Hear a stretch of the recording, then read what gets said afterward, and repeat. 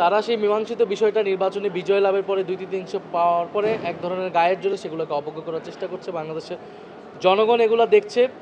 ৯০-এর গণ অভ্যুত্থানের পরে ত্রিদলীয় জোটের রূপরেখাতে সবাই সম্মত হওয়ার পরে কিন্তু এই বিএনপি সরকার গঠনের পরে সেটাকে অবজ্ঞা করেছিল। সেই প্রতিশ্রুতি তারা মানেনি এবং তার ফলাফল হয়েছিল তারা কিন্তু বেশি দিন সংসদীয় রাজনীতিতে থাকতে পারেনি, বাংলাদেশ থাকতে পারেনি, বাংলাদেশ ফ্যাসিবাদের দিকে যেতে হয়েছিল। ফলে সেই ইতিহাস থেকে তারা কি শিক্ষা নেবে নাকি তারা ইতিহাসের পুনরাবৃত্তি করবে, এটা তাদেরকে সিদ্ধান্ত নিতে হবে। স্বরাষ্ট্রমন্ত্রী উনি একটা বক্তব্য দিয়েছেন, যেখানে জুলাই সনদ বাস্তবায়ন যে আদেশ, সে আদেশকে উনি অবজ্ঞা করেছেন, আদেশটাকে নিয়ে প্রশ্ন তুলেছেন সংসদে, যেটা আসলে উনি পারেন না। কারণ গণভোট হয়েছে এই আদেশের ভিত্তিতে। আপনি যদি গণভোট মানেন, গণভোটের রায় মানেন, তাহলে এই আদেশটাকেও মানতে হবে। এবং সরকার দলীয় মাননীয় প্রধানমন্ত্রী তিনিও কিন্তু হ্যাঁর পক্ষে প্রচারণা করেছেন। ফলে সরকার দল থেকে আমরা এখনও কোনো স্পষ্ট জবাব পাইনি যে তারা কি গণভোটটাকে মানেন কি মানেন না। আমরা এই স্পষ্ট জবাবের পরে আমরা আমাদের চূড়ান্ত বক্তব্য বা কর্মসূচি আমরা দিব। দ্বিতীয়ত আরেকটি কথা উনি বলেছেন যে দুইটি শপথ নেওয়ার বিষয়ে আমরা যারা নিয়েছি সংবিধান সংস্কার পরিষদের সদস্য হিসেবে এই শপথটি অসাংবিধানিক, এই কথাটি উনি বলতে পারেন না।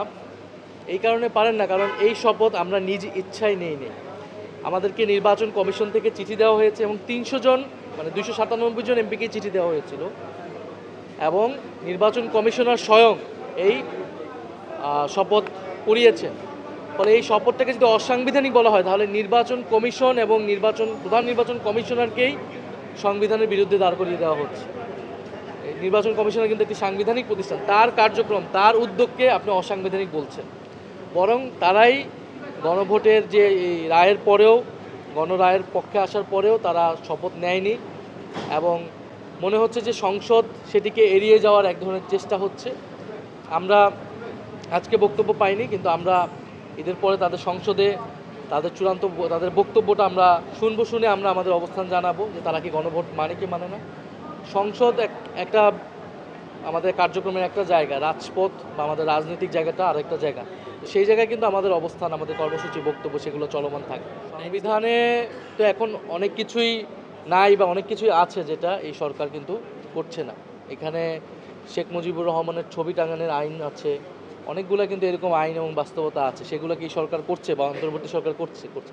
ফলে এই পুরো সময়টাকে আমরা কিন্তু এর আগে বলেছি, অন্তর্বর্তী সরকার, ঐকমত্য কমিশন, এই নির্বাচন, এই সরকার সব কিছুকে সংবিধান দিয়ে ব্যাখ্যা করা সম্ভব না।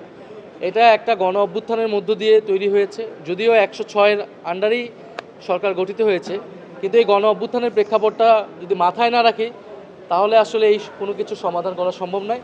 ফলে আমরা মনে করি যে গণ অভ্যুত্থান হচ্ছে সংস্কারের বৈধতা, এই অন্তর্বর্তী সরকারেরও বৈধতা এবং এই নির্বাচনেরও বৈধতা। সংবিধান অনুযায়ী তো এই নির্বাচন এই সময় হওয়ার কথা ছিল না, ফলে সংবিধান অনুযায়ী অনেক কিছুই হয়নি।